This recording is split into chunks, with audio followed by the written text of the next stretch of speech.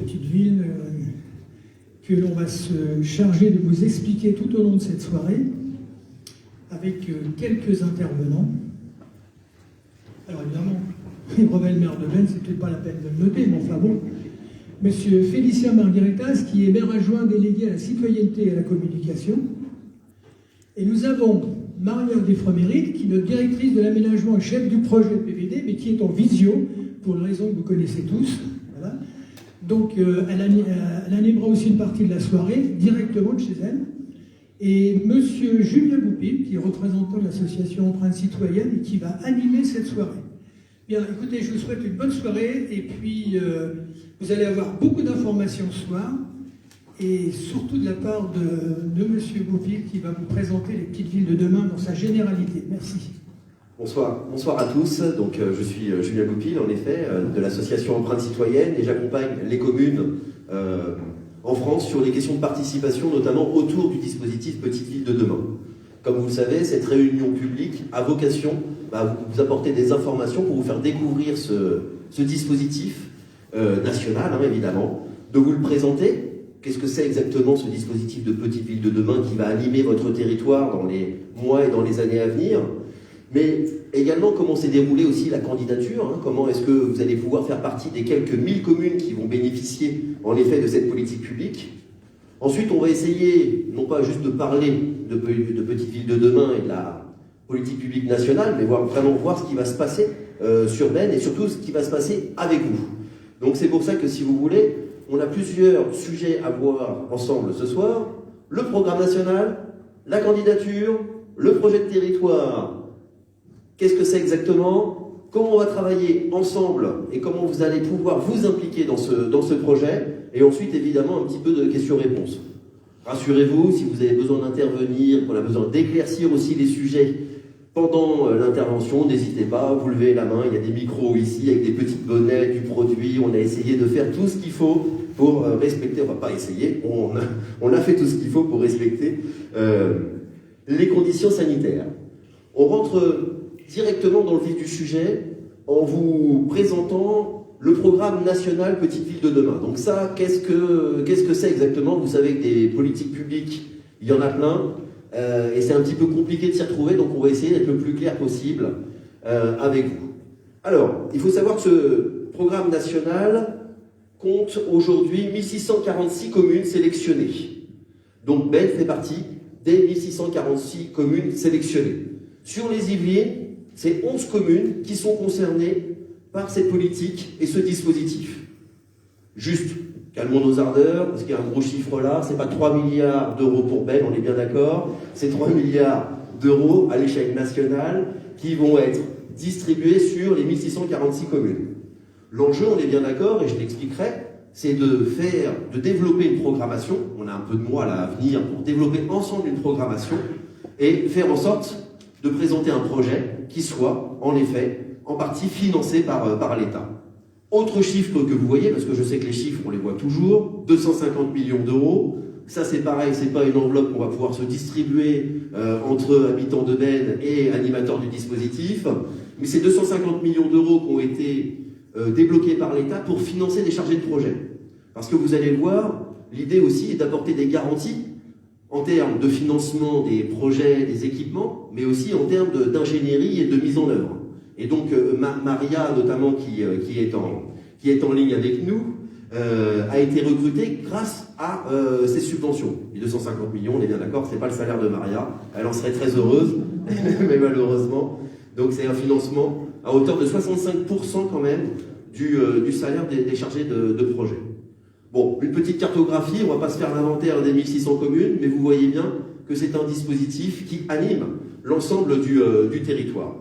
Alors quand je dis un dispositif qui anime l'ensemble du territoire, eh bien il faut savoir que Petites Villes de demain se construit et finance autour d'un projet de territoire. Mais ce projet de territoire, il compte 6 axes aujourd'hui.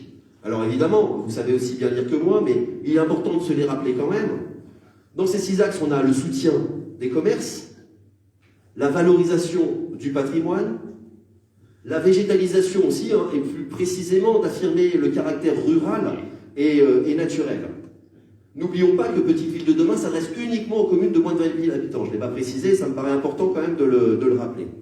Donc, soutenir les commerces, valoriser le patrimoine, renforcer la végétalisation évidemment, requalifier aussi le stationnement et les circulations, structurer les équipements publics et adapter l'offre d'habitat. Donc comme vous pouvez voir, on a quand même un champ d'action qui est assez large autour de ce dispositif. Alors, concrètement, bénéficier de cette politique publique, Petite Ville de demain, de ce grand programme national, c'est quoi? Eh bien, c'est des moyens. C'est-à-dire qu'on va avoir dans un premier temps des compétences. Alors, comment ça se passe les compétences? C'est-à-dire qu'en fait, Petite Ville de demain, à l'échelle nationale, eh bien, ils ont tout simplement développé des partenariats avec des agences. Alors, peut-être des agences que vous entendez parler, le CEREMA par exemple. Enfin, des acteurs qui accompagnent comme ça les villes à s'outiller et à aller dans la bonne voie. Parce qu'évidemment, un programme d'envergure comme celui-ci, avec ses ambitions, eh ben, ça demande en effet des moyens, ça demande une logistique. Donc il faut les mettre en œuvre, et c'est pour ça qu'on a des appuis de l'État. Donc ils apportent des compétences, des expertises complémentaires. C'est également des impacts appréciés et valorisés. Alors ça veut dire quoi, des impacts appréciés et valorisés? C'est tout simplement qu'on va pouvoir évaluer l'efficacité des actions qui sont menées, et on se doit d'évaluer l'efficacité des actions. Quand je dis on se doit, c'est les 1600 communes qui vont mener ce programme à l'échelle de leur territoire, qui se doivent d'apporter justement ces indicateurs. Ensuite, c'est un réseau aussi, pour s'inspirer et affiner ses idées. Tout à l'heure, monsieur le maire vous précisera que Petite Ville de demain va se faire un petit peu en partenariat avec Joire-Pontchartrain. Ça, c'est déjà un premier réseau à l'échelle très très locale. Mais ces 1600 communes aussi ont vocation à travailler ensemble, au travers du réseau Petite Ville de demain, et qui permettent justement ce partage d'expérience, cette inspiration également. Et, on l'a évoqué déjà, les financements supplémentaires. Alors, il y a une petite vidéo qui existe. Je vous la laisse. Jean-Marc, 47 ans, est maire d'une commune de 4000 habitants. Une commune agréable et reconnue pour le charme de ses rues anciennes. Mais depuis quelques années, les commerces, les services de proximité et de santé disparaissent pour s'installer dans de plus grandes villes. Le maire doit trouver une solution pour redonner vie au centre-ville et aux territoires alentours, tout en prenant en compte les aspirations écologiques de ses concitoyens. Récemment réélu pour un deuxième mandat, le maire a parlé de son projet à la préfète. Elle est déléguée territoriale de l'Agence nationale de la cohésion des territoires et lui apprend qu'il est éligible au programme d'appui Petite Ville de demain. Ce dispositif est une véritable boîte à outils qui permet aux villes de moins de 20 000 habitants de bénéficier d'un soutien spécifique de l'État et de ses partenaires pour leurs projets de revitalisation. Le maire se lance alors avec son équipe et un groupe d'habitants motivés dans le diagnostic de son territoire, la définition de la stratégie et des actions à mettre en œuvre. C'est le projet de territoire. 6 ans après le début de son projet, les résultats sont là. De nouveaux commerces ont été ouverts dans la rue principale de la ville. Les déplacements à pied et à vélo ont été facilités. Un tiers-lieu et une maison de santé ont pris place dans l'ancienne quincaillerie. Grâce à Petite Ville de demain, Jean-Marc a pu redonner vie à sa commune et revaloriser son patrimoine. Membre de l'Association des Petites Villes de France, le maire et son équipe partagent leur expérience et leurs conseils au sein du club Petite Ville de demain, qui réunit d'autres élus et acteurs locaux partout en France. Le programme Petite Ville de demain est piloté par l'Agence nationale de la cohésion des territoires, en lien avec tous les partenaires institutionnels, associatifs et privés. Grâce à eux, le défi de redynamiser les petites villes sera relevé. Donc, en effet, la vidéo, on disait quasiment autant que ce que j'ai dit, donc ça a été un peu bis repetita. Peut-être, bon, ça c'est la politique nationale, nous avons envie de savoir ce qui se passe à Ben et ce qui va animer Ben. Je ne sais pas s'il y a une question sur le dispositif national, auquel cas je pourrais apporter une clarification éventuellement. Mais sinon, moi je pense qu'il est important quand même qu'on en vienne justement à ce qui va se passer à l'échelle locale et surtout comment ça va se passer. Donc, monsieur le maire, je vous donne la parole en effet pour que vous puissiez nous rappeler un petit peu eh bien, l'origine un peu de cette candidature. Absolument. Alors, en fait, le dispositif a été lancé le 1er octobre 2020 par la NCT, par l'État. Nous avons été avertis le 2 décembre 2020 par la préfecture qu'on pouvait évidemment candidater. Ce que nous avons fait le 3 décembre. Le 3 décembre, nous avons aussi reçu la réponse quasiment immédiate, comme quoi on était retenu. Et le 29 décembre 2020, il y a eu un communiqué de presse indiquant toutes les communes qui avaient été retenues dans le cadre des dispositifs Petites Villes de demain, et je parle des Yvelines. Alors, on a parlé tout à l'heure d'10 villes dans les Yvelines, 2 dans la communauté de communes, qui sont Jouarre, Pontchartrain et Benne. Alors, pourquoi avoir, dans cette soirée, parlé de Jouarre, Pontchartrain? En réalité, bien sûr, on fait partie de Cœur d'Yvelines, la communauté de communes, mais aussi nous avons des intérêts communs. Et je vais vous en donner un qui va illustrer assez fortement le fait qu'on va travailler ensemble, c'est la circulation. On a les mêmes problèmes à Benne qu'à Jouarre-Pontchartrain. Tous les véhicules qui passent dans Benne, et tous les autres qui viennent d'ailleurs, qui passent par Jouarre, viennent évidemment perturber la vie des riverains, aussi bien de Benne que de Jouarre-Pontchartrain. D'où l'intérêt d'allier nos compétences avec nos chefs de projet, parce qu'il y a des chefs de projet aussi à Jouarre-Pontchartrain, et avec Maria, qui sont déjà depuis un certain temps ensemble pour discuter de tout ce qui est en commun. Nous avons déjà fait des présentations à Jouarre-Pontchartrain, nous en avons fait ici au niveau du conseil municipal, et maintenant nous le faisons évidemment avec les habitants, pour évidemment vous informer. Bon. Monsieur le maire, juste une petite précision, on est bien d'accord que c'est une collaboration, mais pour autant il y a un projet de territoire pour Benne, un projet de territoire pour Jouarre-Pontchartrain. Absolument, c'est complètement différent. Alors, pour vous indiquer comment on va travailler. Donc, nous avons Cœur d'Yvelines, Jouarre-Pontchartrain et Benne qui vont être la direction du projet. Ça, c'est nous est imposé par l'État. Ce sont les 3 communes. Ensuite, nous avons 2 équipes. Une équipe projet interne à la ville, avec tous les référents de chaque service, évidemment les chefs de service, etc., qui vont travailler ensemble pas sur les définitions, mais sur le travail de mise au point. Et ensuite, nous avons un comité technique partenarial, alors là, avec les financeurs et l'État. On en a parlé tout à l'heure, Julien en a parlé tout à l'heure, c'est Banque des Territoires, CEREMA, le CAUE et d'autres dispositifs, évidemment le département et la région. Voilà. Ça, c'est ce qui va permettre de mettre en place tout le dispositif. Il me paraît aussi important de préciser qu'en effet, toute cette organisation est commune, hein, c'est-à-dire qu'il y a un cadre qui est établi. Et on voit bien aujourd'hui que Petite Ville de demain, c'est un dispositif du coup qui s'applique au territoire, mais qui s'applique du coup aux politiques, enfin aux élus, aux agents et également aux habitants. Du coup. Ah, absolument, bien sûr. Le but, c'est pas de travailler en solo quelque part. Non, c'est de demander l'avis à tout le monde. D'ailleurs, c'est pour ça cette réunion, et vous verrez dans la deuxième partie qui sera indiquée par Félicien, vous verrez comment on va travailler ensemble par la suite. Alors justement, c'est un projet de territoire pour Benne, et là, je crois qu'on va donner un petit peu, peut-être, rappeler peut-être un petit peu cette intériorité quand même. Alors vous avez ici évidemment 3 photos. En réalité, en 2019, la mairie avait sollicité l'aide du CAUE, c'est le cabinet d'architectes et d'urbanisme 78, afin de travailler au niveau des 4 pignons sur l'ensemble des bâtiments publics. Voilà. Et donc il y avait eu une réunion avec les habitants. Alors pour ceux qui ont participé, je ne sais pas si vous en souvenez, il y avait 5 groupes qui ont tourné autour des bâtiments, chacun a donné leur avis, et par la suite, bien sûr, des réunions de restitution. Il y en a qui ont participé là, par rapport à ces ateliers? Quelques-uns. Bon, rassurez-vous, tous les autres, vous avez l'occasion de participer à la suite de l'aventure. Hein. En fait, ça vous donne une idée. On a été précurseurs en la matière à l'époque, sans trop le savoir, mais effectivement, c'est comme ça. L'idée, c'est de travailler ensemble et de pouvoir partager évidemment les informations et les besoins que vous avez au niveau de la revitalisation du territoire. Donc en effet, ce diagnostic a permis, enfin ces premières études ont permis d'avoir une première photographie qu'il s'agira de compléter dans l'avenir et les mois à venir. Absolument. Et je vais donner la parole évidemment à Maria pour qu'elle puisse nous présenter un petit peu. Absolument, oui, c'est Maria qui prend la relève. On va essayer. D'abord, bonsoir à tout le monde, parce que j'ai pas eu l'occasion de venir. Merci.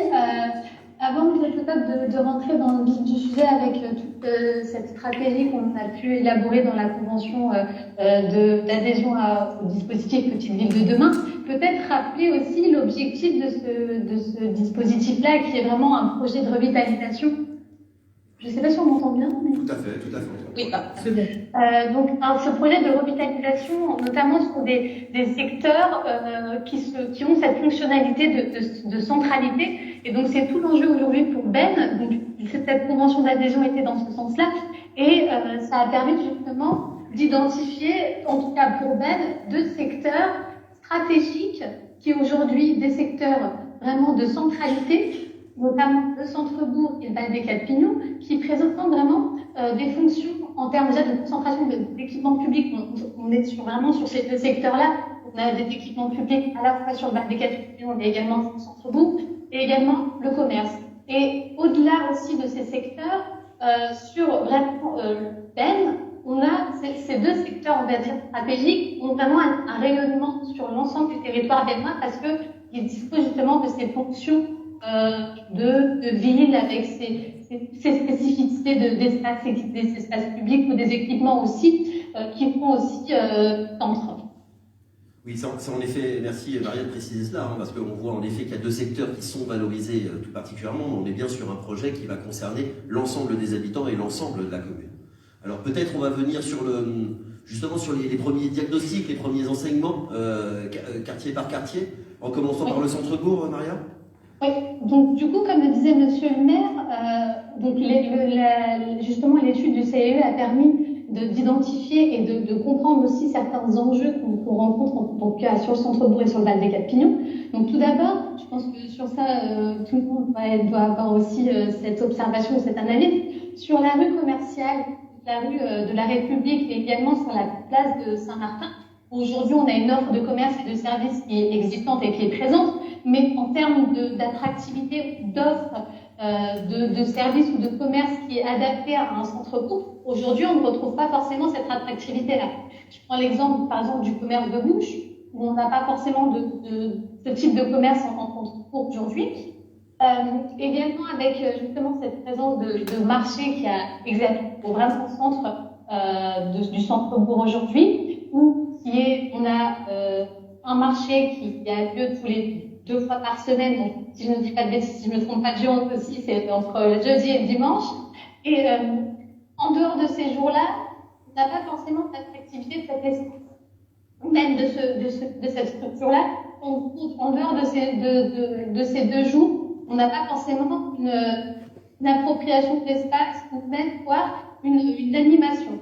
Et ça me permet de rebondir justement sur cette thématique espace public à revaloriser, parce que si on va justement sur cette petite carte, on a le château, aussi un patrimoine architectural assez un atout même, et puis on a la Maulne, on a l'église, et on a tout plein d'espaces qui aujourd'hui sont déconnectés. C'est-à-dire qu'il n'y a pas forcément de politique.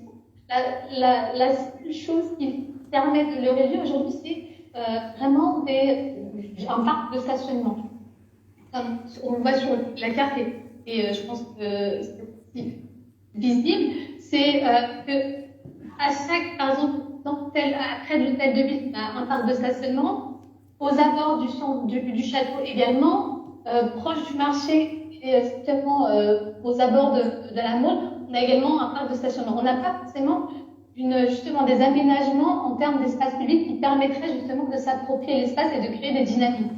Alors, en effet, on est sur les constats. Évidemment, c'est les premiers constats qu'on pourra compléter dans les mois à venir. C'est tout le travail qu'on va engager. Et peut-être peut-on parler en effet de ces constats sur les Quatre-Pignons.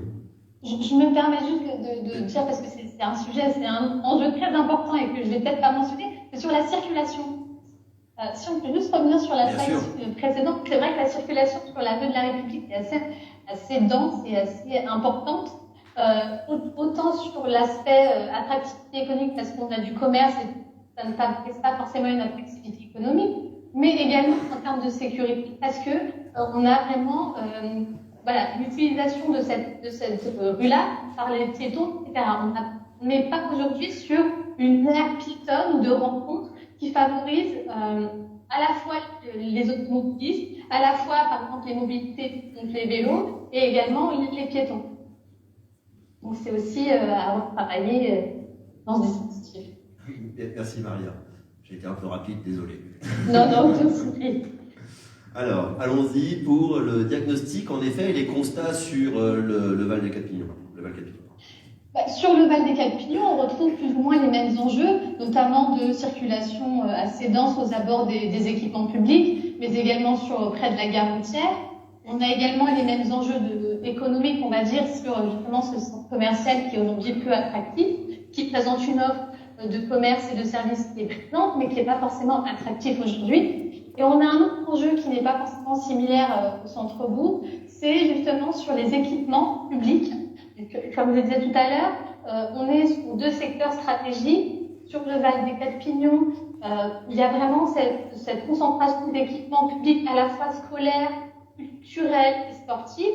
Et aujourd'hui, ces équipements-là sont pas forcément en bon état et manquent aussi de visibilité. Donc il y a vraiment un enjeu de signalétique pour justement pouvoir se repérer dans ce quartier-là. Alors, merci pour ces constats, et ça, on est bien sur les constats de 2019 et du CAUE qui ont permis justement de déterminer aussi des premières intentions qui ont motivé évidemment le dossier de candidature et qui vous ont permis d'obtenir justement l'appui de l'État. Alors peut-être revenir sur ces premières orientations sur Centre-Bourg. Alors sur le Centre-Bourg, on a fait le constat, donc les orientations vont être dans ce sens-là. Donc 3 items en tout cas sur le Centre-Bourg, notamment tout ce qui est espace public. Je le disais tout à l'heure, on a vraiment un besoin de requalifier, de réaménager ces espaces publics, mais aussi en termes de circulation. J'évoquais la circulation de la rue de la République qui est assez dense. Donc il y a vraiment un enjeu en tout cas d'améliorer cette circulation, mais également de restructurer l'offre de stationnement. J'évoquais le stationnement qui est éparpillé un peu en centre-bourg. C'est aussi la réflexion à avoir en tout cas dans la petite ville de demain. Sur un deuxième item qui est plus valorisation du patrimoine architectural, donc j'évoquais tout à l'heure qu'on a un château, on a l'église, on a l'hameau. L'idée c'est aussi de pouvoir valoriser et harmoniser tous ces espaces. Et puis, pareil, je l'évoquais également sur le développement économique. L'idée, c'est aussi d'impulser et de dynamiser à travers, de soutenir le commerce, d'autres services, justement, dynamiser ce secteur qui devrait être central. Merci Maria pour ces orientations sur le Centre-Bourg et maintenant sur Quatre Pignons. Sur le Quatre Pignons, comme je le disais tout à l'heure, c'est plus ou moins identique. Pareil, on a 2 volets. Un volet plutôt espace public, circulation, que j'avais évoqué tout à l'heure, donc vraiment restructurer les espaces publics, la circulation douce, et peut-être aller un peu plus loin donc dans la mobilité douce, donc avec peut-être un itinéraire vélo, pour justement créer cette liaison entre le centre-bourg et les Val des Quatre Pignons, qui est aujourd'hui un quartier qui est excentré par rapport au centre-bourg. Et également soutenir le développement économique et l'offre de services. J'ai évoqué le centre commercial du Val des Quatre Pignons. C'est vraiment redynamiser à travers justement ces structures et ces axes. Merci Maria pour cette photographie. Il se rappelle encore une fois du dossier de candidature et des enseignements, j'ai envie de dire, hein, de l'étude CAUE qui avait été menée en 2019. Maintenant, il s'agit aussi de dépasser, j'ai envie de dire, ces premiers enseignements et ces premières orientations pour aller au plus près des réalités actuelles.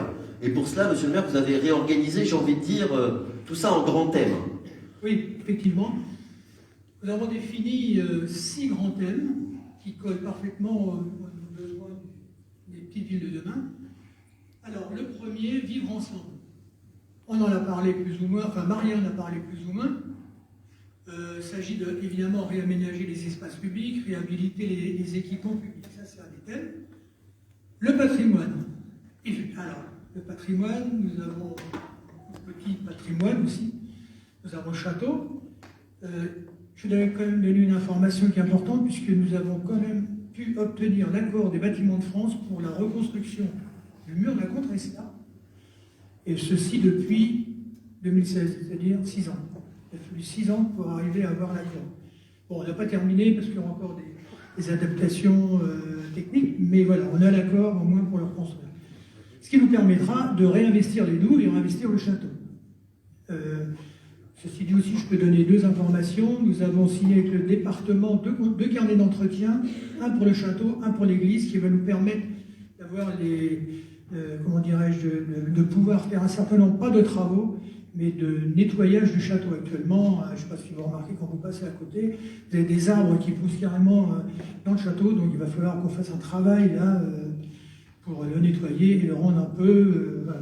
Mais dites-moi, on n'aura pas dû le faire le 20 janvier, mais le 25 décembre, cette réunion en fait. C'est un peu Noël après l'heure. Pour l'attractivité économique, évidemment, redynamiser, faire se peut, tous nos commerces, surtout rue de la République, et donner un autre aspect, mais vous verrez que par la suite, lorsqu'on va travailler sur le réaménagement du Val des Quatre-Pignons, vous verrez qu'il y a des beaux projets qui pourraient arriver. Donc on va en discuter ensemble lors des ateliers que vous présentera Félicien. Ensuite, se loger. Bon, effectivement, on a beaucoup de demandes en ce moment urbaines, de construction, de division de terrain. Alors, il faut savoir qu'en parallèle des petites villes de demain, on travaille sur le PLU de manière à faire en sorte que notre ville ne devienne pas un autre plaisir. Voilà, j'en dirai pas plus. Nature, renaturer et aménager la Mône. Alors oui, là aussi c'est un projet que nous avons et qui va bientôt se réaliser. Bon, on a parlé des inondations, hein, le château avec 2 mètres d'eau dans les douves, beaucoup d'habitants, tout au moins dans ce qui du côté du pont Barra et tout ce coin-là, ont été inondés de façon importante. Bon, il a été lancé une étude pour le reméandrage et la renaturation de la Mône. Il y a une étude, donc un diagnostic, il y a des projets et des projets définitifs sur le choix de reméandrage, évidemment avec les autorités compétentes de l'État. Et nous sommes en phase de travailler maintenant sur le projet lui-même, c'est-à-dire sur les études, de manière à redonner à la Mône, non plus un canal, mais une vraie rivière, comme ça a pu être fait du côté de Villepreux, là-bas, où effectivement le réaménagement de la Mône permet d'éviter, donc faire se peut, les inondations. Évidemment, les crues centenales, si ça continue comme ça, on ne pourra pas éliminer tout, mais on va faire en sorte que ça puisse, disons, se réguler de meilleure manière. Et ensuite, le stationnement, se déplacer, donc le stationnement. Ah oui, j'ai oublié de dire, végétaliser l'espace public. Il y a quand même des normes de l'État qui indiquent 0 végétalisation sur le territoire. C'est-à-dire que dès qu'on végétalise, dès qu'on imperméabilise une zone, il faut dévégétaliser une autre. Désimperméabiliser une autre. Voilà, pardon. Voilà. Voilà. Donc, c'est la contrainte qu'on a, et y compris dans les constructions. C'est dès qu'on construit quelque chose, il faut que quelque part, on puisse rendre la nature, rendre sa place à la nature. Ça, c'est l'État, et notamment la préfecture a sorti un document il y a 3 ans, je crois. Voilà. Et alors donc, se déplacer, et effectivement, c'est un peu compliqué. Je voyais tout à l'heure, je suis dans mon bureau, je donne effectivement directement sur la place du 8 mai, il y a un gros camion qui a pris le sens interdit, qui est remonté jusqu'au feu et qui a bloqué la circulation. Je ne sais pas s'il y avait des personnes dedans. Voilà. Ça, c'est quelque chose qu'on ne peut plus admettre. Heureusement, la camionnette qui était là, qui bloquait le camion, a pu se déplacer, sinon, il aurait fallu faire reculer le camion, enfin, je ne vous dis pas. Ça, c'est important. C'est quand même vraiment un sujet. Nous sommes en train de travailler sur un plan vélo.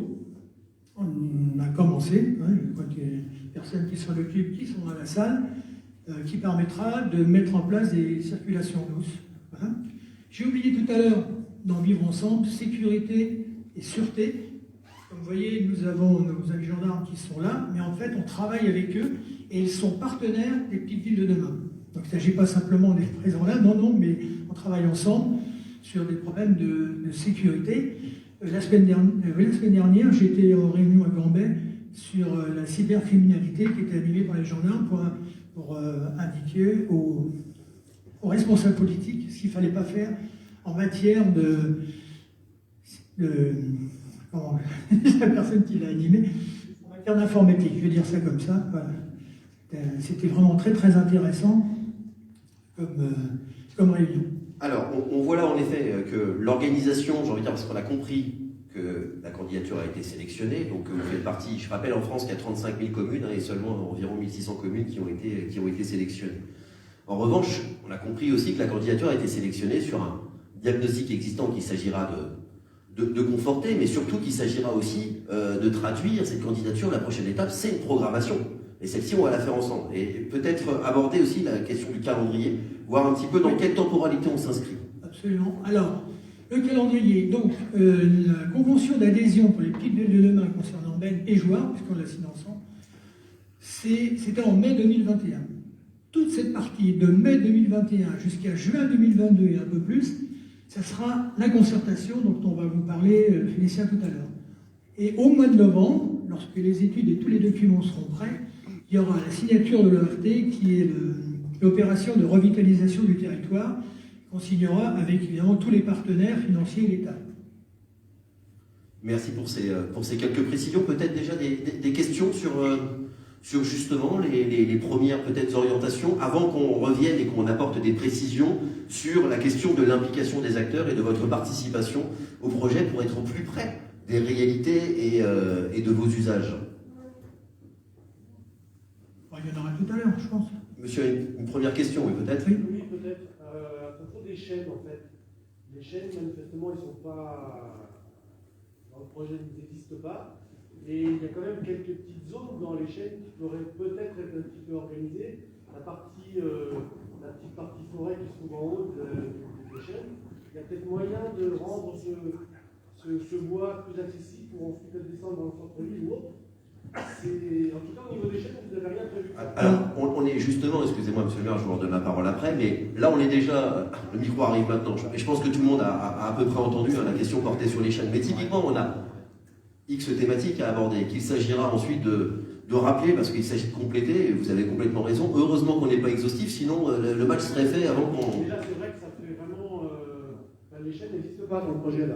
Eh bien, on compte sur votre contribution, et vous allez voir après justement les temporalités qui permettront à chacun d'entre vous de vous exprimer et d'apporter des compléments. Et vous allez voir toute la mécanique, toute la stratégie qui est proposée pour compléter ça. J'insiste bien qu'aujourd'hui, on n'a pas vocation à compléter le diagnostic et tout ça, c'est vous présenter un petit peu la méthode. Et puis, en effet, il y a des thématiques que vous n'allez pas retrouver, qui vous tiennent à cœur et dont vous allez pouvoir parler dans les semaines et dans les mois à venir. Et Félicien vous présentera tout à l'heure les outils qu'on met en œuvre, justement, pour favoriser cette prise en compte et avoir une approche la plus large et la plus complète possible. Alors, je vais compléter, on ne vous a pas oublié, mais vous êtes juste un petit peu en avance par rapport à ce qu'on allait dire. Bon, eh bien, je vais donner la parole, en effet, à Félicien, parce qu'il est important aussi que vous puissiez aussi comprendre et avoir une lecture très claire sur les modalités qui vont être mises en œuvre pour permettre cette fameuse participation des citoyens. Et déjà, avec qui alors? Quels citoyens? Et ensuite, on passera peut-être aux outils et à la stratégie. Alors, quels citoyens? Tous les citoyens, bien sûr. Bonsoir à toutes et à tous. Vous l'avez compris, du coup, suite à la présentation de M. Goupil et de M. le maire, ce dispositif de Petite Ville de demain, c'est une somme d'opportunités qui s'offre à la municipalité pour pouvoir transformer la vie en centre-bourg, au centre du Val des Quatre-Pignons et à d'autres endroits, et j'y reviendrai à la fin. Monsieur, vous êtes précurseur, et donc, en plus ce sera la dernière diapositive, donc vous allez devoir être un peu patient. On a fait un choix, dans Petite Ville de demain, c'est un dispositif qui implique forcément de la participation, parce que c'est pensé comme ça par l'État d'ailleurs, c'est pas fait pour être seulement un dispositif descendant de la municipalité vers les habitants, parce que ça finalement c'est un peu le projet de la mandature. On a eu un programme politique, on a été élu et du coup on déroule un peu nos actions. Ça c'est un plus. Et c'est un plus qui va vous permettre aussi d'adapter ça par rapport à vraiment ce que vous, habitantes et habitants, quelles sont les problématiques que vous avez, les idées que vous avez, parce que toutes les bonnes volontés vont être bonnes à prendre dans cette histoire, et ça va être l'occasion de pouvoir les mettre en avant et les apporter au débat. Alors, quand on parle de participation, il faut savoir que c'est une organisation qui doit être assez importante et qui doit être bien organisée du début à la fin pour savoir ce qu'on veut et pour éviter la frustration par rapport à ce que vous pourriez exprimer dans vos propositions. Donc ça veut dire bien expliquer les limites, d'où on part, d'où ça vient, qu'est-ce qu'il est possible d'aménager dans ce dispositif-là, qu'est-ce qu'il n'est pas possible d'aménager, quelles sont les contraintes de la municipalité, des compétences que l'on a, et donc ça va être aussi tout un temps de pédagogie, un temps qui va être dédié à apprendre ensemble comment est-ce qu'on va pouvoir travailler sur ce territoire. Donc la municipalité, pour organiser cette concertation, on a fait le choix de faire appel à une association Empreinte Citoyenne qui se charge de nous faire un conseil, en fait, finalement. Monsieur Goupil est un peu un conseiller sur les questions de participation, et on a fait le choix localement, de prôner un peu le local, en engageant une prestataire qui est bénnoise et qui va nous accompagner dans la mise en place pratique des ateliers et de toute cette concertation. Alors, quand on parle de concertation, il y a une première question à se poser, c'est le qui. Qui va être amené à participer dans toute cette histoire? Alors, il y a évidemment les habitants que vous êtes ici, bénnoises et bénnois, qui vont être amenés à participer parce que c'est un peu votre ville, donc c'est normal que vous ayez des choses à dire dessus, et d'ailleurs c'est votre expertise qu'on va aller chercher. Les enfants, parce que la ville est vécue par tout le monde, parents, enfants, mais d'une manière différente. Donc c'est sûr que les thématiques que vous pourriez aborder et puis ce que vous pourriez demander, ce qui vous importe, c'est pas la même chose si vous avez 10, 20, 30, 40, 50 ans. Il y a les non-habitants. Benne est une ville traversée par plusieurs axes de communication. Toutes les personnes qui habitent à Benne ne travaillent pas forcément à Benne et inversement. Et donc, il y a la vie des personnes qui travaillent à Benne qui va pouvoir compter dans ce dispositif. Les associations qui font vivre Benne tous les jours, que ce soit culturel, que ce soit sportif, que ce soit musical, etc., etc. Donc, toutes ces associations qui sont déjà présentes, qui forment un tissu, vont avoir vocation à pouvoir participer à ce dispositif et vont être aussi des relais, s'ils le souhaitent, pour pouvoir parler de ça, parce qu'une association utilise des équipements municipaux, utilise toute une série d'outils municipaux pour arriver à leur fin, et donc évidemment les inclure est un peu une évidence. Les services de la mairie, de la municipalité, on a quand même pas mal d'agents à la ville de Benne qui travaillent sur des thématiques diverses et variées. Vous avez vu Maria qui travaille sur l'aménagement du territoire, le projet PVD, l'urbanisme. Il y a certains agents dans la salle. C'est vraiment toutes les thématiques, la jeunesse, l'enfance, la sécurité et tout. Donc tous les services de la mairie vont pouvoir aussi être mis à contribution. Les entreprises et commerçants, parce que évidemment, quand on parle de PVD avec les différents axes, et dont la revitalisation pour le commerce local, en centre-ville, etc., va forcément toucher les commerçants qui vont donc être invités à participer aux ateliers qui vont avoir lieu. Et évidemment, la municipalité, parce qu'il ne faut pas oublier, et ça va être une ligne, quelque chose qu'on va bien rappeler à chaque fois, c'est que c'est un dispositif qui s'offre aux habitants, mais qui doit aussi s'inclure dans un projet de ville, etc., pour lequel l'équipe municipale a été élue.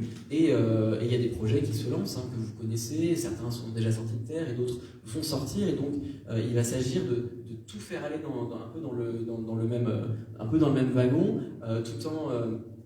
tout en donnant la parole à chacun pour pouvoir adapter ici et là les dispositifs qui vont être mis en place. Pour prendre une décision d'intérêt général, l'objectif est de faire émerger les volontés diverses et variées et l'ensemble des réalités des acteurs. Et du coup, peut-être rappeler en effet les différentes étapes, parce que ça, je crois que vous l'avez évoqué rapidement, c'est-à-dire que Petite Ville de demain impose aussi la participation, mais je crois qu'à Benne, vous l'avez très bien vécu, parce que vous étiez plutôt volontariste sur ce sujet, et peut-être rappeler en effet les étapes du projet, même si on va présenter cette première séquence de participation et de diagnostic. Le micro, c'est la batterie. Vous avez trop parlé, monsieur. C'est peut-être ça, j'ai trop parlé. Oui, je suis censuré. Voilà, c'est bon, super. Vous le dites, Ben est vraiment inclus dans la participation, et c'est d'ailleurs la première réunion Petite Ville de demain des communes du département, c'est à Ben que ça se passe, et donc vous êtes présents à cette première réunion. Alors, monsieur le maire a parlé au début, juste avant, du calendrier, du début de la procédure jusqu'à la fin, on va dire, jusqu'à la fin de l'année. Et ça va être, en gros, c'est un petit peu le temps de la participation qu'on va avoir. En premier lieu, il va falloir consolider les diagnostics. Des diagnostics ont été faits, des études ont été faites sur le territoire. On sait un petit peu, nous élus, dans quelle ville on vit, mais il faudra aussi que les habitants puissent avoir un petit peu, évidemment, leur mot à dire là-dessus. Donc il y a tout un diagnostic pour consolider la base de travail. Et ensuite, il va s'agir aussi de trouver des solutions. Alors trouver des solutions, imaginer des solutions plutôt. L'objectif n'est pas de se dire, bon, on a un projet, il faut absolument savoir comment on va le mettre en place techniquement, etc. C'est pas le but, c'est pas l'objectif. On n'est pas tous des techniciens, on ne sait pas tous mener un projet de A à Z pour que ça monte, ça sorte de terre, mais l'idée ça va être de proposer, toutes les idées sont bonnes à prendre et c'est là que l'expertise des habitants va aussi être mise à profit. Et une fois qu'on aura fait tout ça, il va falloir qu'elle suive. Une fois que la participation aura eu lieu, elle va durer à peu près 6 mois sur cette année 2022. Une fois qu'elle aura eu lieu, il va falloir suivre la mise en œuvre, avoir un retour déjà en premier lieu, une restitution, merci, une restitution de tous ces travaux qui vont qui va être à disposition de tous les Bénois pour que chacun puisse se dire la participation a eu lieu et voilà ce qui en ressort et ça va être pour nous un outil très important pour pouvoir travailler et avancer. La contribution au projet, une fois qu'on sait ce qu'on veut, il y a forcément des petites adaptations à faire par rapport aux contraintes techniques, par rapport même au tempo de tout ça. Mes prédécesseurs dans la parole l'ont dit avant, il y a une somme d'argent qui va être fléchée sur les communes. Toutes les communes n'auront pas la même somme d'argent, en espérant qu'on ait beaucoup d'argent. Et ça va aussi conditionner la suite de tout ça. Et pour finir, l'évaluation de l'efficacité, il faut qu'on se retrouve quand même pour se dire, alors, est-ce que ça a marché, est-ce que ça n'a pas marché? J'espère que ça aura marché, évidemment, mais pour qu'on puisse avoir une vision un petit peu, se faire une introspection en se disant, est-ce que la participation ici a été satisfaisante, et qu'est-ce qu'on peut faire, le cas échéant, pour que ce soit mieux la fois suivante. J'avais juste une petite précision à apporter, c'est qu'entre le moment de la signature de la convention d'adhésion et la signature de l'ORT, nous avions impérativement 18 mois. L'ORT, c'est le document qu'on va signer à l'automne, qui va donc prendre quelques mois de travail. C'est pour ça que la concertation s'étalonne jusqu'à vacances d'été, et ça va être le document qui va retracer tout pour les services de l'État et la décision finale qui tombera. Et alors concrètement, qu'est-ce que vous proposez pour qu'on puisse porter la parole des citoyens, pour qu'on puisse contribuer en qualité de citoyen? Alors, c'est là que le cabinet, l'association Empreinte Citoyenne a travaillé pour nous aider, pour nous trouver des pistes de ce qu'on va pouvoir mettre en place. Alors, rien n'est figé, évidemment. Tout est encore, adaptable. C'est une base de travail, mais pour au moins vous donner une idée assez intéressante de comment est-ce qu'on va pouvoir inclure les habitants dans ce dispositif-là. En premier lieu, donc la réunion d'information qui est celle d'aujourd'hui, donc la vocation est faire découvrir au grand public ce qu'est Petite Ville de demain. Tout le monde n'a pas forcément lu les coupures de presse, et donc c'est important de pouvoir savoir un peu où on marche. Il y aura donc quand on parlait sur la diapositive d'avant de constat, de se refaire un petit peu le constat du territoire, ça va pouvoir être fait avec des micro-trottoirs dans les quartiers et dans les hameaux, pour questionner les habitantes et les habitants sur leur vision de la ville, les problématiques qui vont émerger, les choses qu'ils aimeraient aborder, les idées qu'ils auraient. Et ça va être complété aussi par une consultation avec un questionnaire en ligne et papier évidemment, pour que tout le monde puisse y avoir accès, pour avoir quelque chose de plus quantitatif sur les résultats. Il y en a qui ont déjà été faites récemment, avec l'étude sur le marché par exemple, qui vont être reprises. Il faut bien se dire que Petite Ville de demain s'inscrit un peu dans la continuité de tout ce qu'on fait à Bennes, et donc du coup, ce qui a été fait auparavant va être pris en compte, comme le cabinet, le CAUE, donc le cabinet d'urbanisme au Val-des-Capillons il y a quelques années. On va tout prendre. Tout va être mis sur la table pour avoir la vision la plus large possible. Alors quand on voit les mois en dessous, on suppose, évidemment, ce ne sera pas forcément ces mois-là, mais c'est pour vous donner un petit peu une idée du tempo. Il y aura des ateliers pour pouvoir parler spécifiquement sur des thématiques qui auront déjà émergé pour les points au point précédent. Donc ces ateliers-là, ça va être là où on va vraiment vous inclure pour que vous puissiez donner précisément votre expertise sur des thématiques et vos propositions. Donc adultes, enfants, parce que comme je le disais précédemment, tout le monde, et c'est intergénérationnel, tout le monde aura son mot à dire, et donc Il va falloir qu'on ait la capacité d'inclure tout le monde, quel que soit son âge, dans le dispositif. Des balades citoyennes, parce qu'il faut bien qu'on se... Ça va être quelque chose de très intéressant, moi j'adore personnellement. C'est sympa de se promener, de voir en situation ce qui se passe. En plus, le mois de juin sera peut-être favorable par rapport à la météo. C'est l'intérêt. La balade citoyenne, on l'a pratiquée évidemment avec le CAUE au niveau du vol des 4 pignons. On était 5 groupes, tous les 5 groupes sont passés au même endroit et on s'est aperçu que les idées étaient vraiment différentes d'un groupe à l'autre. Il y en avait qui étaient les mêmes et il y avait d'autres qui étaient complètement différentes. Et c'est ça l'intérêt de la balade citoyenne, c'est vraiment au cœur de la commune, au cœur de la ville, dans les différents endroits. C'est pas simplement sur des papiers et sur un plan, mais il faut s'imprégner de... Lorsqu'on dit qu'on va, s'occuper du stationnement, il ne s'agit pas de dire sur un papier on va supprimer tant de places. Non, il faut aller voir sur place exactement ce qui se passe. C'était un exemple, et c'est là l'intérêt de la balade citoyenne. Et c'est ce qui va nous aider derrière là-dedans, c'est le fait qu'on a quand même une ville à taille humaine, c'est pour ça qu'on y habite d'ailleurs pour beaucoup, et ça va être plutôt un bon moment, donc je vous conseillerais. Et un temps évidemment de restitution des contributions. Donc comme on le disait, il faut aussi savoir ce qu'il en est sorti, donc il y aura un temps de restitution des contributions, peut-être sur le même format que ce soir, peut-être autrement, on verra, puis toutes les idées seront bonnes à prendre pour ça. Il fera chaud, donc pourquoi pas dehors. Ensuite, la rédaction du projet de territoire, donc ça va être côté service de la mairie, côté Maria, qui... je suis sûr qu'elle est très heureuse à la perspective de passer son été sur ce document. Et évidemment, à la fin, un comité de suivi. Un comité de suivi pour savoir, c'était comme expliqué dans la slide précédente, au long terme, sur la mise en place, pour que les habitants qui ont parlé puissent avoir une vision un peu sur ce qu'a rendu la concertation. Alors je crois que... Oui, juste, toute petite précision quand même, les projets ne vont pas s'arrêter en 2026. C'est qu'en fait, quand on dit on a un certain nombre de stratégies, c'est aussi qu'on va dépasser 2026. Ça pourrait être 2027, 2028, 2029. Hein, on ne va pas s'arrêter à 2026, ce serait un peu dommage.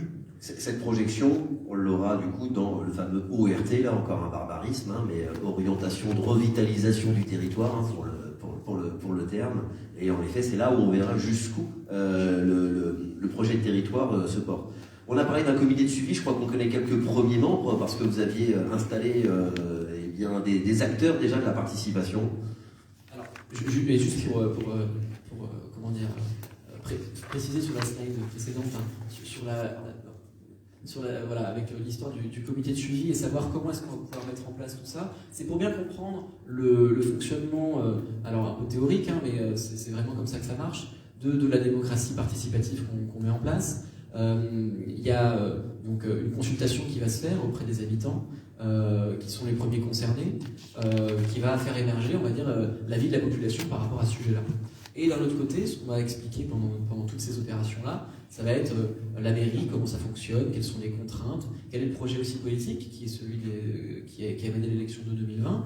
Et l'idée, finalement, que va suivre le comité de suivi, c'est que, en gros, la municipalité va prendre tout ce qui a été dit, tout ce qui ressort de cette concertation, et c'est là que la confiance entre en jeu, et les habitants vont nous faire confiance pour pouvoir adapter, réaliser le maximum de ce qui a été dit par rapport à toutes les contraintes, par rapport au projet, etc., en concertation avec les habitants. Donc c'est là que le comité de suivi va vraiment agir. Et alors justement, sans rentrer dans le détail du comité de suivi, peut-être rappeler aussi l'intégration en effet dans ce comité de suivi, a priori, des référents de quartier, mais qui auront aussi un rôle, et peut-être aussi rappeler ce que sont les référents de quartier, peut-être que tout le monde ne connaît pas encore ces acteurs. Alors, beaucoup de gens, je pense, commencent à connaître un petit peu les référents de quartier. Ça fait longtemps qu'on l'a présenté et qu'ils sont actifs maintenant. J'en vois d'ailleurs beaucoup dans la salle. Je pense que c'est absolument... Quelques référents de quartier. C'est une pure coïncidence. Voilà. Merci. Et donc le dispositif des référents de quartier a été lancé le 25 mai 2021 et a pour objectif de mailler la commune, donc en 14 zones, chaque zone ayant son référent de quartier, qui d'ailleurs, pour beaucoup, se sont organisés en équipe, avec d'autres habitants qui sont, qui ont fait valoir leur bonne volonté, leur volonté de travailler pour la commune. Ils ont deux missions, l'animation de la vie du quartier et la participation aux stratégies de concertation qu'on met en place Et donc, les référents de quartier, ceux qui sont présents et ceux qui ne sont pas, sont évidemment des ambassadeurs un petit peu du dispositif PVD et surtout de la participation envers les habitants. Et donc, évidemment, ils feront partie de ce comité de suivi pour pouvoir suivre le projet de manière plus précise et surtout par la suite. Et ils seront évidemment mobilisés pour tous les événements, qui soient micro-trottoirs, balades urbaines, groupes de travail, etc. Ils sont presque inscrits d'office. Alors, merci pour la présentation de cette participation citoyenne, mais je pense qu'il est important en effet, parce que moi, évidemment, quand vous m'avez posé la question sur les chaînes, j'étais sur une approche environnementale, et je cherchais des chaînes. Et oui, j'ai pas pensé au quartier, mais évidemment, moi, j'y ai pas pensé, mais en tout cas, vous y avez pensé pour moi, parce que je crois qu'il y a en effet une attention particulière aussi qui sera apportée aux différents bourgs et aux différents hameaux de la ville, monsieur le maire. Oui, alors, juste une petite précision quand même. C'est-à-dire qu'effectivement, je pense que dans les ateliers, les balades, il va y avoir beaucoup d'idées qui vont sortir, ça c'est normal. Et nous avons un comité technique avec l'État et les partenaires, c'est-à-dire aussi bien le département, les régions et l'État, principalement la NCT. Il ne faudra pas s'éloigner de trop des règles qui ont été mises pour les petites villes de demain. C'est-à-dire qu'il ne s'agit pas d'inventer quelque chose qui ne répondrait pas aux règles, parce qu'on se fera forcément retoquer. Hein. Donc je préfère le préciser avant, de manière à ce qu'au moment où on aura les balades citoyennes, où on aura les micro-trottoirs et qu'on va faire une restitution, il faudra faire attention qu'on soit bien dans l'esprit des petites villes de demain.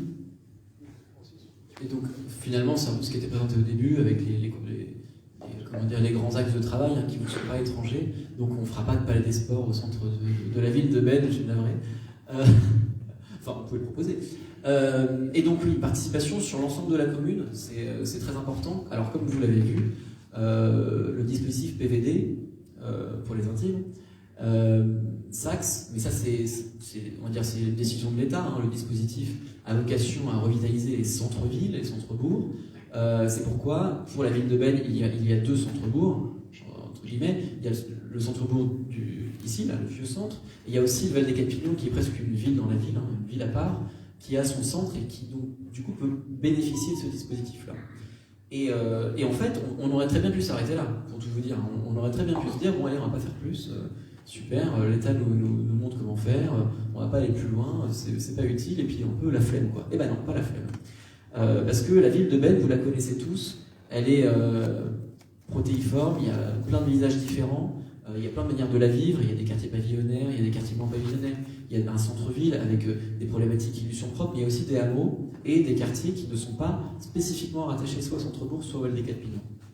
Et donc, une volonté de notre équipe a toujours été d'inclure ces hameaux dans la concertation et pour rattacher un petit peu tout le monde au destin bénois. C'est quelque chose qui a été longtemps oublié, les hameaux ont été longtemps laissés de côté et on n'a pas souhaité à ce moment-là, justement alors qu'on a l'opportunité d'avoir un dispositif de participation assez intéressant, mettre des personnes de côté. Et d'ailleurs, c'est pas l'idée qu'on fait du service public, hein. Le but c'est pas de laisser des gens sur le bord de la route.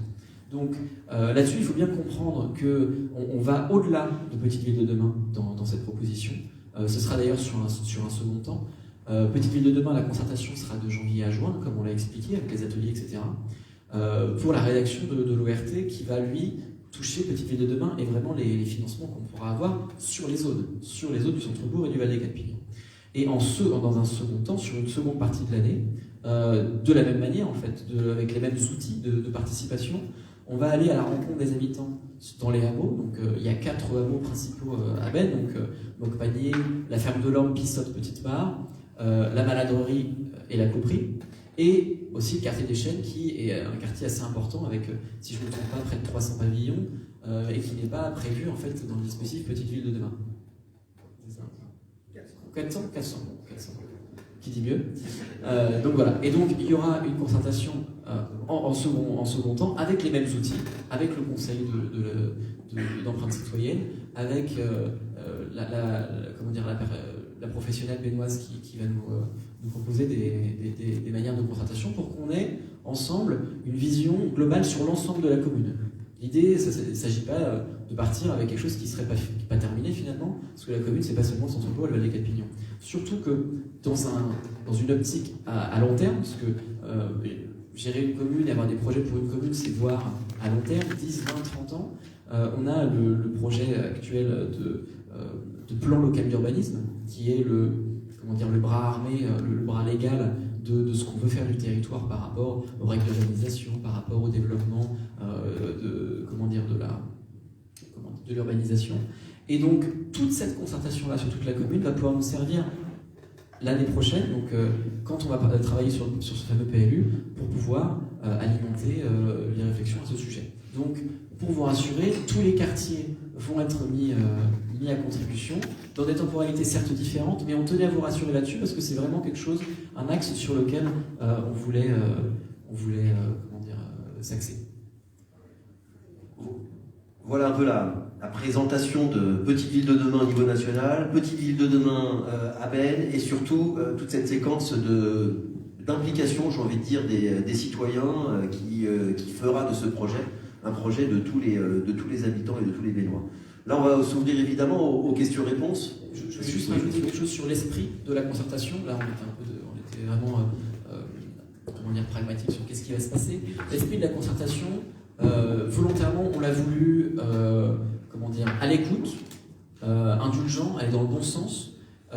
C'est des propositions, ça peut être adapté. Si jamais, au cours de la concertation, on voit qu'il y a quelque chose qui ne marche pas, on se réserve le droit, évidemment, de l'adapter, de le changer, de proposer de nouvelles choses pour pouvoir s'adapter au mieux. Donc l'objectif, ça va être tous de se mettre autour de la table, de parler, de discuter ensemble des problèmes qu'ils peuvent avoir et qui peuvent vraiment poser beaucoup de soucis dans la vie quotidienne, et en parler calmement pour essayer de trouver les meilleures solutions qu'on puisse trouver pour régler ça. C'est notre responsabilité et c'est vers là qu'on veut aller avec vous.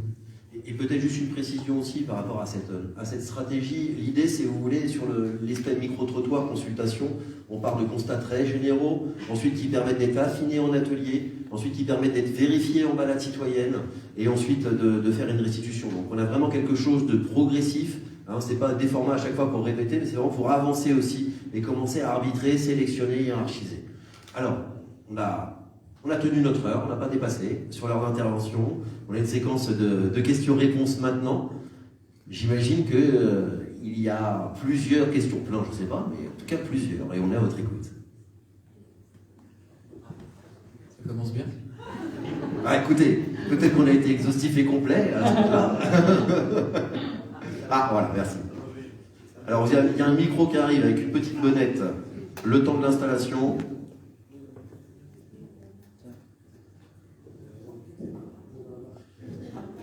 Voilà. Est-ce que vous pouvez nous dire aussi de quel quartier, ou c'est toujours intéressant? Super. Oui, bonjour, je suis le jeune boulanger de Beynes. C'est moi qui ai pris il y a quasiment 2 ans. Et je voulais savoir si du coup ça rentrait dans tout ça, parce que j'étais déjà venu vous voir pour ce qui était stationnement, qui est très compliqué. Et donc je voulais savoir si ça rentrait dedans. Oui, bien sûr. On en a déjà parlé, on a pris note. Et normalement, dans le projet de stationnement et de circulation, mais de stationnement dans ce cas-là, oui, c'est pris en compte. J'ai noté et les services techniques ont bien pris la note. Okay. Et c'est pour répondre, là c'est précis, bien sûr. En fait, c'est 2 places de stationnement pour la boulangerie, pour que les gens puissent stationner en minutes, on va dire ça comme ça. Et c'est pris en compte, effectivement, et ça va être inclus dans le projet. Et si on peut le réaliser avant, bien sûr, on pourra le faire, il n'y a pas de souci. Une seule contrepartie, vous proposez des croissants pour l'animation des ateliers. C'est ça.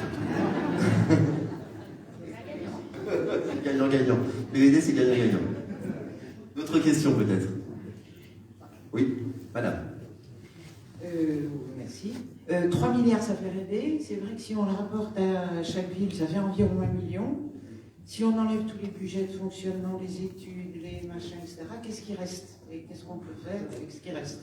Alors, juste, je précise que les 3 milliards, c'est pas l'enveloppe justement pour tout ce qui est études et tout ça, c'est vraiment l'enveloppe qui va être injectée dans la programmation. Ça, c'est au niveau du dispositif national. Très bonne question. Effectivement, puisqu'on a un certain nombre d'études qui ont déjà été réalisées, déjà financées et subventionnées. Par la Banque des Territoires, il y a l'étude shopping justement qui était, Maria pourra vous en parler d'ailleurs, va nous dire peut-être 2 mots, mais en fait c'est déjà en cours, parce que fallait se dépêcher sur certains sujets. Et c'est déjà soit financé à 100%, soit à 50, soit à 80.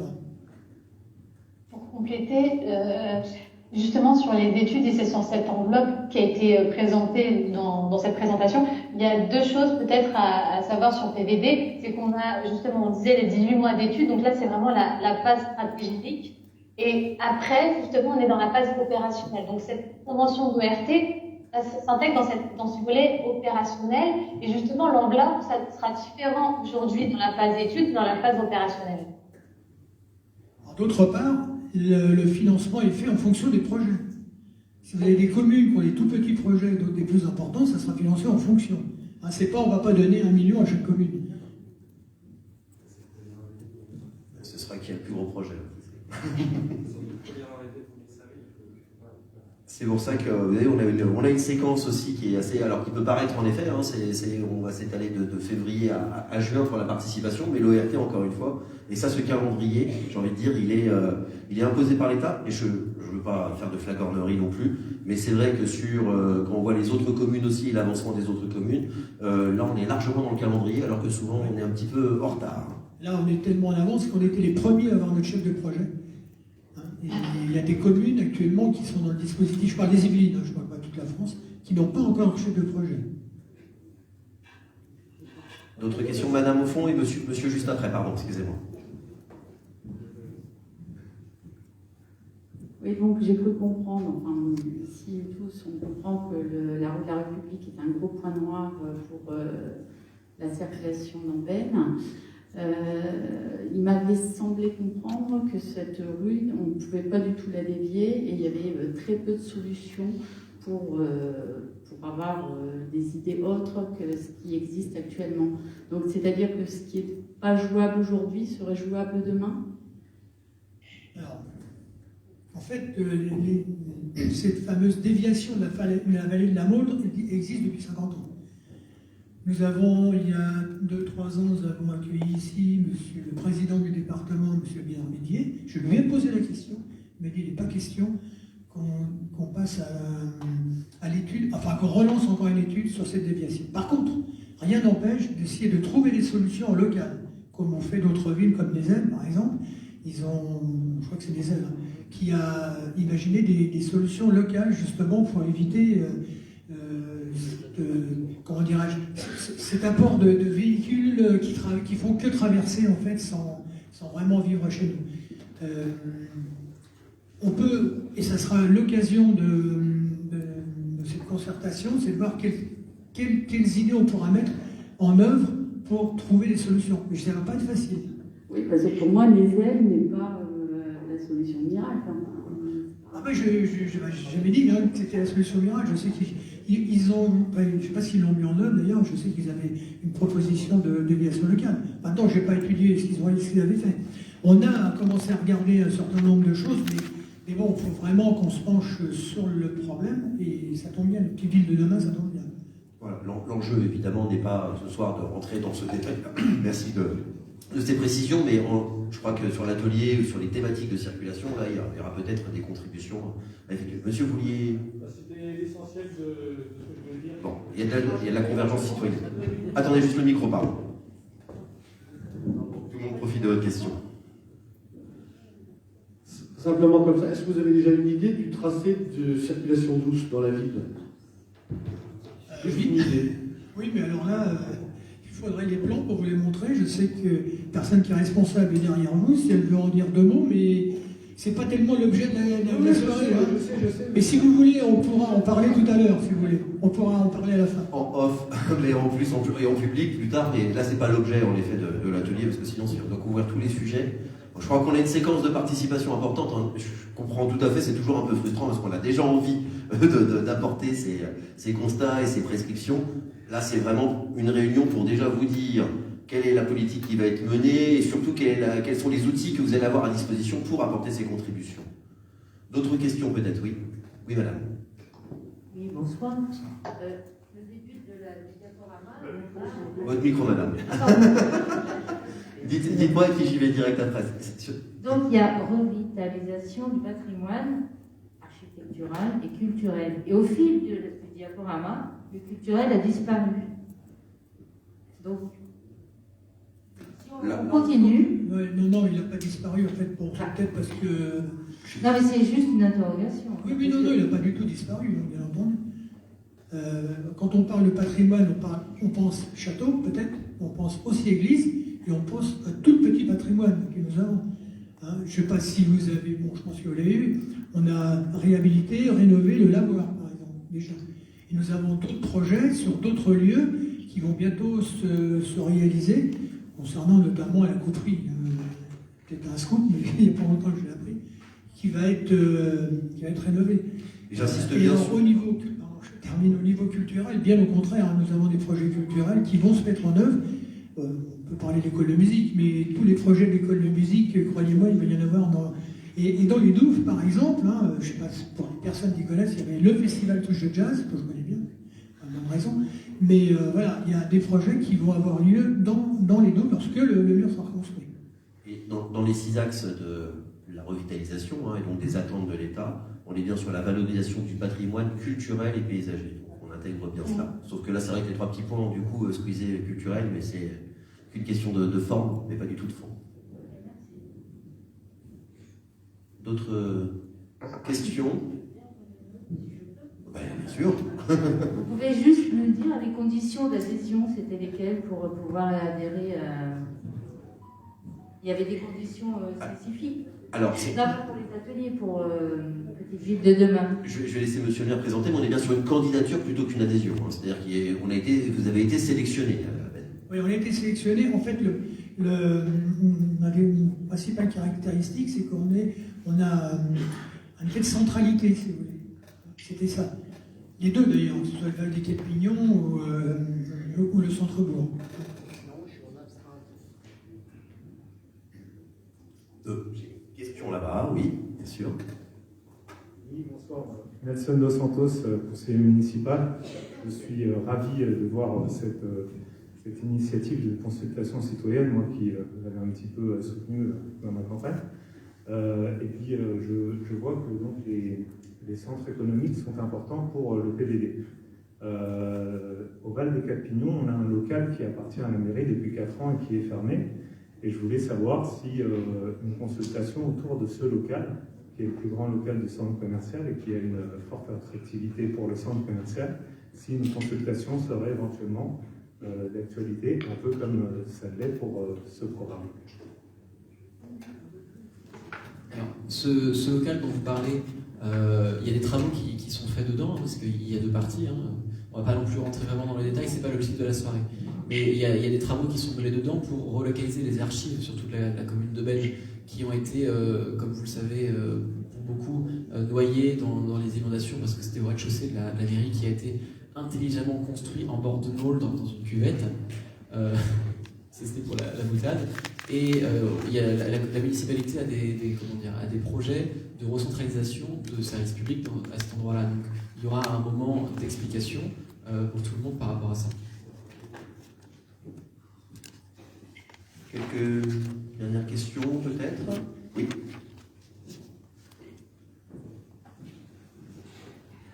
Oui, bonsoir. Moi, je suis dans le quartier de la Croix-Verte, rue de Maule. Je ne vais pas revenir trop sur la circulation de la rue de la République. C'est vrai que c'est un problème qui dépasse, je dirais, la commune de Vienne, mais c'est vrai que tant qu'on n'arrivera pas à diminuer le flot de cette circulation, qui est très important, les chiffres assez anciens parlaient déjà de 13 000 à 15 000 véhicules jour. Donc ça, c'est un problème. Le deuxième problème, c'est, vous avez parlé de la Maule, la rivière, les inondations. Là aussi, je pense qu'il faut élargir la réflexion de travail, parce que ce n'est pas Ben tout seul qui va empêcher l'inondation. Il faut absolument qu'il y ait un travail commun avec les communes qui sont en amont de Ben pour éviter tout ce flot qui débouche chez nous. Parce que sinon, malheureusement, on va retrouver encore 30 cm d'eau dans cette salle.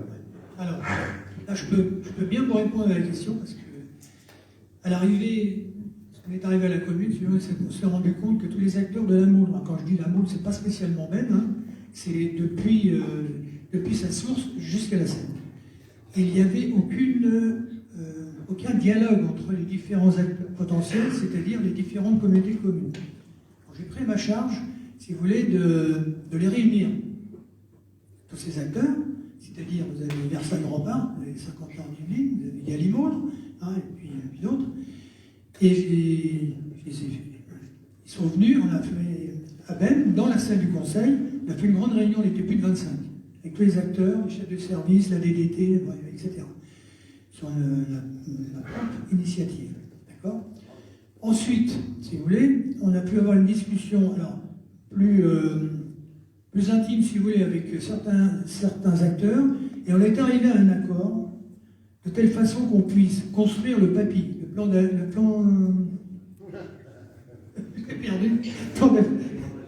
et de protection de l'inondation. Voilà, le plan d'aménagement et de protection de l'inondation. Voilà. Et donc là, c'est en cours. On va travailler avec le SMSO. Alors, c'est encore un syndicat mixte de CDOA, si vous voulez, qui va travailler. Nous, les différents acteurs, si vous voulez, ne sont pas capables de mener un PAPI comme ça. Donc, il faut prendre des spécialistes, c'est ce qu'on a fait.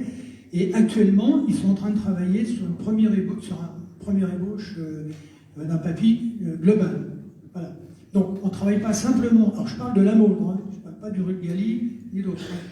La Môle, il y a je ne sais pas combien d'affluents, il y a le Gueudel, la Guyonne, etc. Hein, et on parle bien de la Môle. Donc voilà, ça c'est quelque chose de concret qui va permettre. Alors, je ne dis pas que ça va se faire dans les semaines ou les mois qui vont venir, hein, mais je pense qu'il faut 3 ou 4 ans avant que l'ensemble des acteurs de la Môle ait prévu un PAPI. Voilà. Et oui, tant que ça, parce qu'en fait, il faut... Alors, pour vous dire, il y a eu une renaturation du côté de rue de Galie, je veux dire, côté de Villepreux. Et quand on a besoin de renaturer, comme là, je vais vous donner l'exemple de Ben, on va reméandrer. Mais pour reméandrer, il faut des terres. D'accord ? Parce que là, c'est un canal. Refaire les méandres, les courbes de la rivière. Bah, excusez-moi, elle est tellement habituée. Voilà. Et pour ça, il faut de la terre, il faut de l'espace. Voyez ? Donc nous, on a la chance d'avoir un terrain juste derrière qui va nous permettre de les réaliser, ces méandres. Mais lorsqu'on se trouve dans une autre commune, il faut négocier avec les riverains pour acheter les terrains. Vous voyez ? Ça va jusque-là. Parce que, en fait, c'est pas simplement de faire une méandre, hein, c'est aussi d'élargir la rivière, vous voyez, de manière à ce que le lit... Je ne vais pas rentrer dans le technique, on ne va pas s'en sortir. C'est pas l'atelier sur le... C'est quelques fiches d'éclairage. Je suis un peu passionné là-dessus, c'est pour ça. Et justement, cet échange est intéressant, parce qu'il montre bien la limite qui va être aussi mise dans la participation, parce qu'il ne s'agit pas d'arriver et puis que les Bénois disent des choses, j'aimerais bien avoir ceci et cela, et qu'ensuite il y ait oui mais on ne peut pas parce que, etc. L'objectif de la participation, c'est dire il y a un sujet sur la Môle, sur la prévention des inondations, etc. Et donc on imagine des objectifs et des possibilités pour répondre à cette problématique. Et ensuite tout ce travail-là, de discussion très technique, etc., qui est au demeurant passionnant, monsieur le maire, ça va être en second lieu. C'est là que de votre émission de l'idée qu'il faudrait penser à ces sujets-là et penser à certaines idées pour y remédier. Ensuite, ce sera le sujet de la municipalité qui va prendre un bras-le-corps et se doter d'éléments techniques et d'éléments financiers pour pouvoir répondre à ces problématiques. Une question. Oui, bonsoir, François Armando, de la Banque Populaire. Moi, je voudrais revenir, alors, sur votre présentation, vous avez fait disparaître la banque, je vous rassure, on n'a pas prévu de partir. Par contre, je voudrais revenir sur l'attractivité économique. Qu'est-ce qui est prévu dans le plan, et puis aussi comment contribuer, nous, à notre niveau, pour aider le développement de la ville. Je pense que vous définissez l'ordre du jour de la restitution, parce que pour l'instant, je crois qu'on a besoin de vous, et vous l'avez compris, que tout ça allait se faire ensemble, et qu'aujourd'hui, la candidature étant sélectionnée, on peut rentrer dans des contributions les plus précises. Donc, on compte sur votre concours, j'ai envie de dire, à l'occasion de la consultation en ligne ou des ateliers, tout ça pour qu'on puisse justement faire des propositions et que vous ayez votre parole qui soit entendue. Et le mieux encore, c'est d'être pris en compte. Mais par exemple, juste pour donner en tant qu'acteur du commerce local, etc., participant à ce genre d'atelier, vous pourrez très bien dire, moi en tant que commercial, moi en tant que vendeur, etc., quand je reçois des gens, j'ai ce genre de remontée. On ne peut pas se garer à côté, ou c'est compliqué, pourquoi je viens pas, pourquoi c'est compliqué. Et c'est ce genre de choses que vous pouvez nous amener Et ensuite, après, charge soit collégialement habitants, municipalités, soit plus loin dans les études avec des prestataires, etc., pour régler le problème, de trouver la solution. Mais les idées de stationnement qui pourraient émerger de cette problématique d'attractivité, c'est aussi à vous de pouvoir nous les faire remonter. Nouvelle question peut-être, un peu une petite dernière. Eh bien, monsieur le maire, de toute façon, on était sur un format aussi d'1h30 et c'est important aussi de savoir tenir ces délais. Hein, je pense que, mais peut-être, vous avez quelques minutes encore, monsieur le maire. Quelques minutes, Noël. Bon, écoutez, on vous remercie déjà de votre participation. J'espère qu'on va se retrouver bientôt. Puisque vous êtes là, j'espère qu'effectivement vous avez pris à cœur ce qu'on vous a, disons, raconté tout au long de cette soirée. Mais on a besoin de vous, c'est-à-dire que c'est pas simplement la municipalité, c'est pas simplement les élus, on a besoin de vous pour faire remonter. On a eu lorsqu'on a fait les restitutions du côté du Val-Quipé des Quatre-Pinots, on avait très très bon remontées, si vous voulez, de choses qu'on pouvait réaliser. D'ailleurs, il y en a certaines qui ont été réalisées à la suite de ça. Et donc voilà. Donc on vous attend, hein, dès que c'est possible, on va commencer à mettre en place les micro-trottoirs, etc. Avec le février d'ailleurs. Hein. Oui, c'est dans 15 jours. Hein, voilà. Ensuite, voilà, il y aura des ateliers, comme Félicia vous l'a expliqué. On va mettre ça en place. On a testé des ateliers déjà pour voir un peu comment on pouvait travailler, quoi, ouais, de façon très rationnelle. Et dans les semaines à venir, Lisa qui va s'occuper de ça, c'est lui qui va être chargé de toute cette organisation. On va beaucoup se voir dans les prochains mois. Alors, juste pour préciser, il y a une table à la sortie où vous pourrez vous inscrire. Au moins, laissez vos coordonnées en disant tiens, je souhaite être rappelé pour pouvoir participer à ces ateliers-là, donc il ne faut vraiment pas hésiter. On avait souhaité, à l'issue de cette réunion, organiser un temps convivial, mais malheureusement, les règles sanitaires nous l'interdisent un petit peu, donc ça n'aura pas lieu. Cependant, il y a toujours la possibilité de discuter. Il y a beaucoup d'élus dans la salle et je sais que certains avaient des questions qui sont relativement précises, donc n'hésitez pas à les solliciter, à nous solliciter aussi. On n'est pas mis dehors tout de suite. Voilà. Bien, merci à vous. Merci.